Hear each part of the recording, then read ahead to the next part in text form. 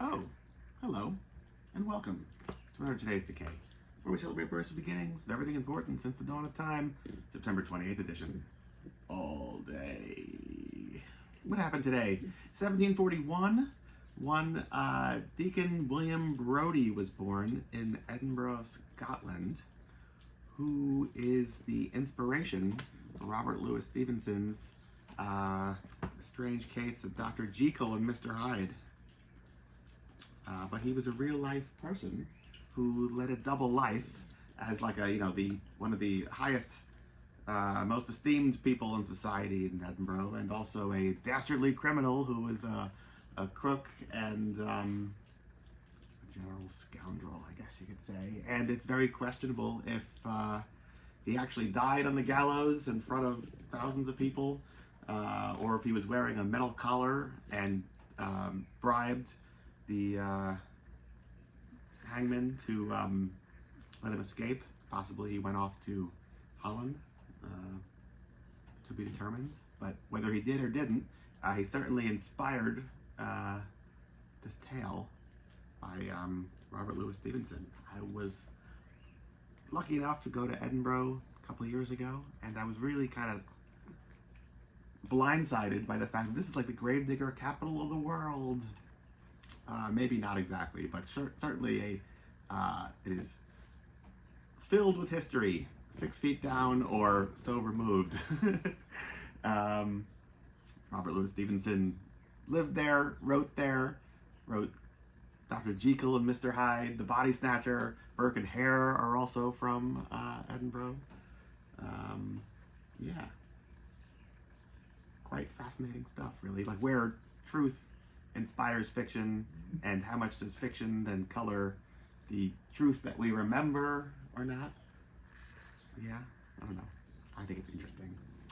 And you should too, on the day that Deacon Brodie was born, 1741. 1879 today, one Benjamin Christensen was born. He was I think he's from Copenhagen, some Danish, but maybe he's Swedish. Anyway, in one of those areas, one of those ishes up there. And he was a very early filmmaker who, along with Victor Sjöström and a couple other people in that part of the world, were like the trailblazers in filmmaking in the like 19 teens, maybe even earlier. The point is, a lot of people, it is widely known that D.W. Griffith, with his film Birth of the Nation, was considered the beginnings of film language, as far as 3-act story structure, as far as like close-ups, wide shots, all of that stuff. Prior to that, a lot of filmmaking was stick a camera X numbers of feet away from the action, and it's almost like you're sitting, fifth row center in a play. And a lot of people, not a lot, it's like widely known that, like, unfortunately, considering it's like Klan romanticizing and even like was responsible for the KKK having a resurgence, that the birth of a Nation is considered the beginnings of like modern film language. But I would argue, and I'm not alone in this, that the likes of Benjamin Christensen, Victor Sjöström, and like that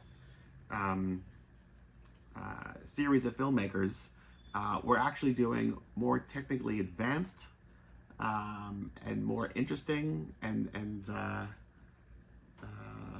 significantly less racist film techniques at the same time, if not even before Birth of a Nation.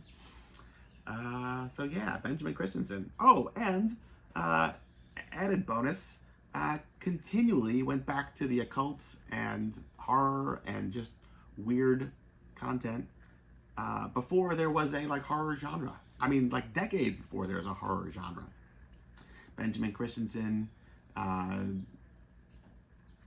I'd say the movie that's like the most startling would be Hacks on Witchcraft Through the Ages, where he casts himself as a naked devil churning butter and making witches kiss his naked rear end.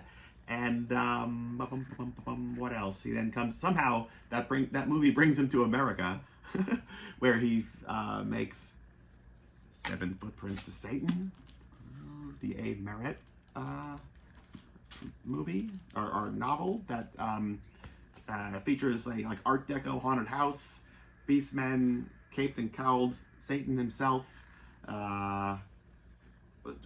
One Lon Chaney-esque character after another, and all of the intertitles are really nothing more than, run to the grand concourse if you fear for your lives, all hail Satan! And like it's just like that's basically all the dialogue in the whole movie. It's like a carnival haunted house ride more than anything, in the best way possible. I couldn't say that in a more positive way.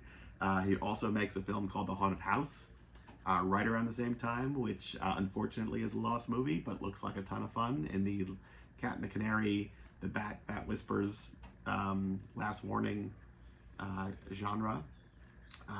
He makes The Devil's Circus, that although has a really great theatrical opening, doesn't go back to the more horrific and occult concepts later in the movie. But in place, we do get Norma Shearer, I believe, is the star actress. It's a sideshow carnival film, and is well worth it. I remember seeing it at the MoMA X numbers of years ago, and was quite startled at a couple of scenes, of which I shan't tell you what happens. He also makes The Mysterious Island with Lionel Barrymore, although he bristles with the Hollywood studio system at this point and says, forget it, I'm out of here. But it's a really great movie, although oddly flawed and fascinating, because Maurice Tourneur starts directing it, also not a fan of MGM, so leaves. Benjamin Christensen then takes the helm for like other sections of the story, and then somebody else finally takes over, and the whole thing was like shot in the late silent era, but by the time they eventually get their act together and finish all the scenes, it's well into the very early talkie times. And so you have like scenes that are like beautifully shot, composed, lit, all this, in the very like height of cinematic artistry at the end of the tail end of the silent era. And then you can just see like how primitive and awkward very early sound technology is, with people like right at the like yelling into microphones that are clearly placed in like potted vases or something like that. Yeah, and so kind of fascinating that he ends his Hollywood career struggling and pushing back at the lack of artistry in Hollywood, when he's like one of the originators of the art form back in Denmark 25, I don't know, X numbers of years ago. Time flies. We must be having fun. Yeah. What else? Workers leaving the Lumiere factory, I believe, well, it was the first film to be screened by an audience on this day in 1895. So more love of cinema today, September 28th.